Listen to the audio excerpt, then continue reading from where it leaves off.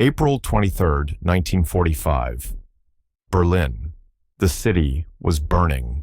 In a basement beneath the Charité Hospital, nurse Elsa Meinhardt pressed her ear to the ground and heard the tank's German ones. They weren't coming to rescue her patients. They were coming to execute them. Because in those final days, anyone too weak to fight even the wounded was declared a traitor to the fatherland. Elsa had taken an oath to the Reich, but she had also taken one to her patients. And when those two collided, she made her choice. She locked the doors, she hid the wounded, and for 3 days, she lied to the very army she served. Before we begin this story of quiet courage, take a second to like the video and subscribe, but only if you truly enjoy learning about the human side of history. And let me know in the comments, where are you watching from and what time it is right now. It's always amazing to see how far these forgotten stories still travel. Now, let us begin. Chapter 1. The Hospital in Ruins, Berlin, April 1945. The capital of the Reich was no longer a city, it was a wound. Every street was lined with rubble, every hour split by the sound of artillery. The smell of smoke and disinfectant mixed in the air like the last breath of a dying empire. Inside the Charité Hospital, once the pride of German medicine, nurses moved through shattered corridors with lanterns instead of lights. Windows were gone, beds crammed into hallways, blood freezing on the floor before it could be mopped. The wards were filled not with the victorious soldiers from propaganda posters, but with broken men, boys with missing limbs, officers who no longer spoke, civilians burned in air raids. And among them was nurse Elsa Meinhardt, 32 years old, trained in surgery before the war began. She had joined the German Red Cross in 1938, not out of ideology, but out of duty. Her file listed her as loyal, efficient, disciplined. It said nothing about fear or doubt, or the sleepless nights when she heard screams from the experimental wing and tried not to imagine what they were doing there. By the time the Soviets reached the outskirts of Berlin, the Charité was already cut off. Supplies were gone. The operating rooms ran on candlelight. Ether was replaced by vodka, morphine by whatever could dull pain long enough for someone to stop screaming. The surgeons kept working, hands shaking, uniforms stiff with dried blood. Elsa worked 16 hours a day, wrapping wounds with linen stripped from hospital curtains. But what terrified her most weren't the bombs or the Soviets. It was the SS order pinned on the wall outside the infirmary. All able-bodied soldiers must return to combat. Those refusing are considered deserters. Those unable are to be relieved of suffering. Everyone knew what relieved of suffering meant. It was an execution order disguised as mercy. The army was short on bullets, but not on cruelty. On the evening of April 23rd, an SS detachment arrived at the hospital. 5 men in black uniforms, led by a lieutenant with a bandaged arm and a pistol in his hand. He was young, maybe 20, his face gray from exhaustion, but his voice cold with authority. They demanded a list of patients fit for duty. When Elsa handed him the roster, he frowned. All of them are unfit. Convenient. She didn't answer. He stared at her for a moment, then said quietly, "You will prepare them for inspection in the morning." When he left, Elsa locked the ward doors and leaned against them, shaking. There were 27 patients inside. Most couldn't even stand. If the SS returned, those men would be shot in their beds. That night, she gathered the other nurses in the darkened stairwell. Her voice was calm, her hands not. "We cannot let them be taken," she said. "We hide them. We say they were evacuated. We burn the papers." One nurse whispered, "That is treason." Elsa replied, "No. What is happening outside that is treason against life. They tore the patient rosters into pieces and flushed them down the sink. They dragged beds into storage rooms, covered the wounded with sheets. and wrote new names over old ones. By dawn, the hospital S records showed 27 dead, all relieved of suffering. In reality, they were hidden 2 floors below, in a locked radiology wing no one used anymore. When the SS returned that morning, Elsa handed them a report stamped and signed. The lieutenant scanned the paper, then looked up. "You've been efficient, Sister Meinhardt." She nodded once, forcing herself not to breathe too deeply. He turned to his men and said, "Move on. Next building." The boots faded down the hall. Only then did Elsa collapse against the wall and whisper, they were still alive. By the end of that day, the Charité wasn't just a hospital anymore. It had become a battlefield of conscience, and Elsa Meinhardt, a soldier in a war she had never wanted to fight. Chapter 2. The Army at the Door. The sound came first, the deep rumble of engines on cracked pavement, then the rhythmic clatter of boots on stone. From the basement ward, Elsa could hear it through the dust-filled ceiling. The Reich was coming for its wounded. The SS detachment had returned. She glanced at the clock. It was almost noon, though time had stopped meaning anything in Berlin. Her uniform was still immaculate white cap, red cross on the sleeve, though the cross was now stained a rusty brown. Around her, the hidden patients lay silent in the shadows, beneath sheets that smelled of antiseptic and fear. "Stay quiet," she whispered.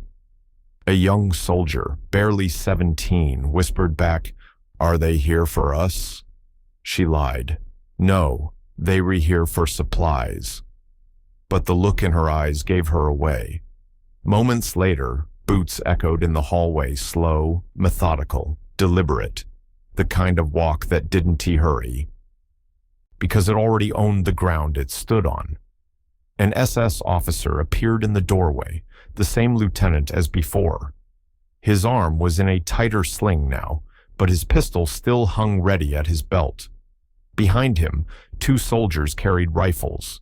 They scanned the ward, the rows of empty beds, the bandages stacked neatly where the dead should have been. "You reported 27 deaths," he said. "Where are the bodies?" Elsa kept her voice steady. "Buried in the courtyard. Disease risk.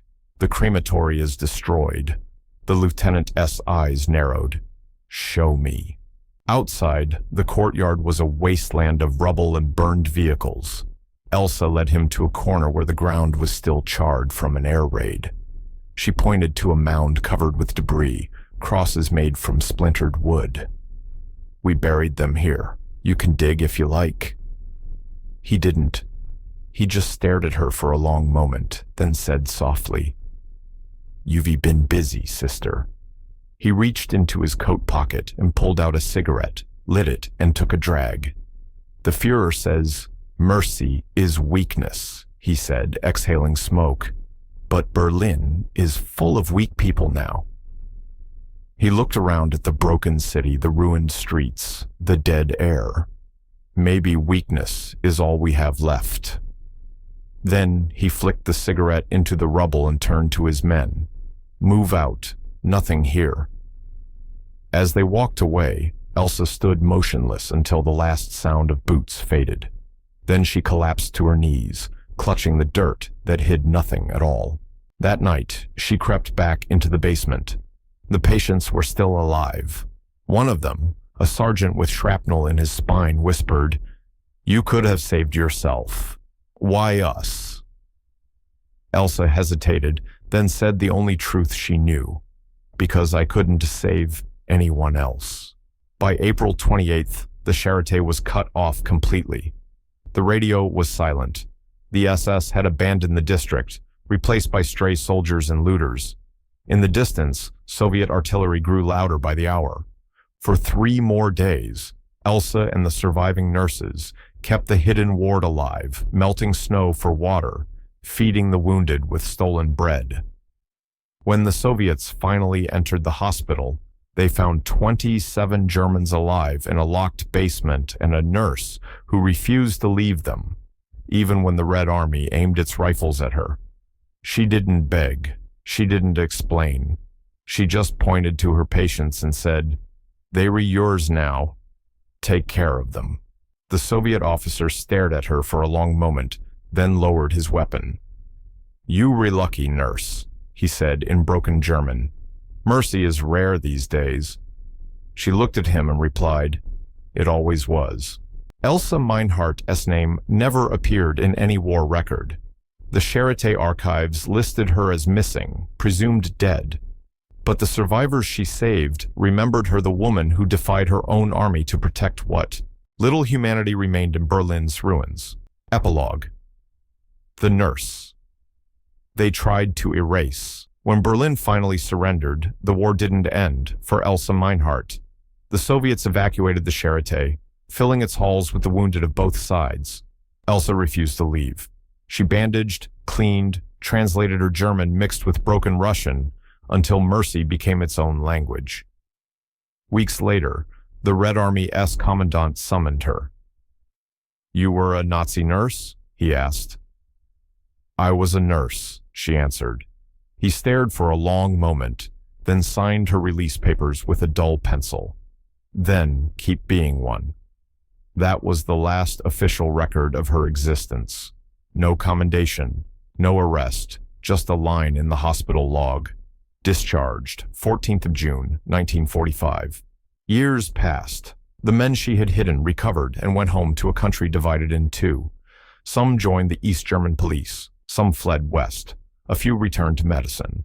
But they never forgot the woman who had stood between them and the bullets of her own army. In 1961, one of them, a doctor, now wrote to the Charité archives asking for information about Sister Elsa Meinhardt. The archivist replied, "No such nurse listed." Her personnel file had been destroyed during the denazification purge. Her name had vanished with the Reich she had defied. That it wasn't until 1989, when East Germany began to crumble, that her story resurfaced. A historian cataloging old patient testimonies found a handwritten note. "If you ever rebuild this hospital, remember the nurse who lied to save us. She was the only one who still believed in medicine."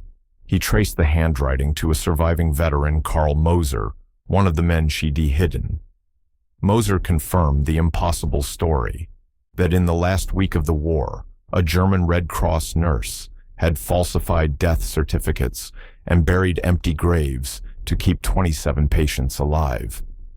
The historian searched for her family for years. He found no relatives, no grave, only a photograph in a shoebox left at a second-hand market. A young woman in a Red Cross uniform, eyes too tired for her age. On the back, in faded ink, 3 words, "Für das Leben," for life. Today, in a quiet corridor of the Charité, there is a small bronze plaque. No flowers, no dates, just an inscription. "To the nurse who healed when others destroyed." Visitors pass it every day without stopping. But sometimes a doctor touches it before entering the ward, as if to borrow a little of her courage. Another story, the same hospital. The war may have ended for Elsa Meinhardt. When the guns fell silent, but just a few corridors away, another healer was fighting his own battle, not against infection or injury, but against orders. Let us go now to another story, one that began under the same collapsing roof, but on the opposite side of the operating table. April 28th, 1945, Berlin, Charité Hospital. The city above was gone. Shells hit the rooftops, glass rained down the stairwells, and in the basement operating theater, Dr. Franz Eberhardt stared at the man bleeding on his table. The uniform was Soviet. The order was clear: no treatment for enemy wounded. He looked at his scalpel, then at the dying man, and whispered the only words that still meant anything. "He's not my enemy. He's my patient." That decision would cost him everything. Chapter 1. The Order. The message arrived just after midnight, a single sheet of paper, stamped with the black Reichsadler seal, signed by a Colonel Eberhardt had never met. Effective immediately. All available hospital resources are to be directed toward the defense of the city. Enemy wounded are to be denied treatment and surrendered to security units. He read the order twice. Outside, artillery thumped like a failing heartbeat. In the corridors, nurses moved by candlelight, no electricity left, no anesthesia, just alcohol and willpower. Dr. Eberhardt had once believed in the Reich. He joined the army hospitals in 1941, dreaming of modern medicine, of saving men from the mud and gas his father had known. But by 1945, the Reich was saving nothing. It was only devouring itself. He looked around the operating room. One broken lamp, 3 wounded soldiers, 2 assistants half asleep from morphine fumes. And on the gurney, under a torn Soviet uniform, a man in his 20s, unconscious, pale, dying from shrapnel that had pierced his lung. The order said to turn him over to the SS, but the SS hadn't been seen in 2 days, and if they came now, the man would be shot before dawn. So Eberhardt made his choice. He closed the door, tore the seal from the letter, and whispered to his assistant, "We treat him. No one else needs to know." The girl nodded, or maybe she just couldn't speak. They had treated so many Germans, so many boys with iron crosses and open chests. What difference did a uniform make now? By candlelight, Eberhardt cut into the wound. The smell of blood mixed with ether, the kind of smell that never leaves your hands. He worked by instinct, clamp, twist, suture his fingers, trembling not from fear, but from hunger and exhaustion. The shelling outside was constant now. Somewhere above, the Reichstag burned. He found the shrapnel lodged against a rib. It was shaped like a letter S. He smiled bitterly. Even the steel bleeds for the Reich. The soldier's pulse flickered weak, but still there. Eberhardt pressed a bloodied cloth to the wound, looked at the girl, and whispered, "He'll live."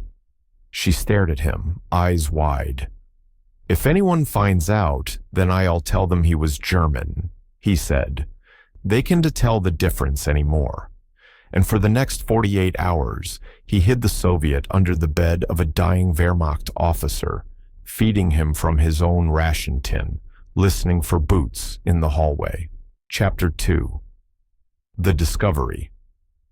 By the morning of April 29th, the Charité Hospital was no longer a sanctuary. It was a trap. The streets outside were choked with burning armor. The air stank of fuel, smoke, and morphine. Inside, the corridors echoed with orders barked by men who had stopped believing in victory. The Reich was collapsing, and when empires die, they take the truth down with them. Dr. Franz Eberhardt hadn't slept in 2 days. He moved between wards with a stethoscope and a lie. Each time an officer demanded a casualty count, he added one more fatality. Each time a nurse logged a body, he slipped in a false tag numbers instead of names, blanks instead of ranks. Under bed 17B, the Soviet soldier still breathed. The nurse he confided in, Anna Vogt, whispered that the SS had returned to the hospital district. They were burning files, shooting deserters, checking wards for infiltrators. One rumor said that they executed a doctor at St. Hedwig for treating a Polish civilian. Eberhardt said nothing. He simply tightened his gloves and kept working. At 11:42 a.m., the boots came. 3 men in black uniforms entered the basement surgery, rifles slung low, eyes dead. The lead officer, Obersturmführer Reinke, carried a clipboard smudged with blood and ash. "Dr. Eberhardt," he said flatly, "report on enemy casualties." Eberhardt's hands were slick with iodine. He turned slowly. "None," he said.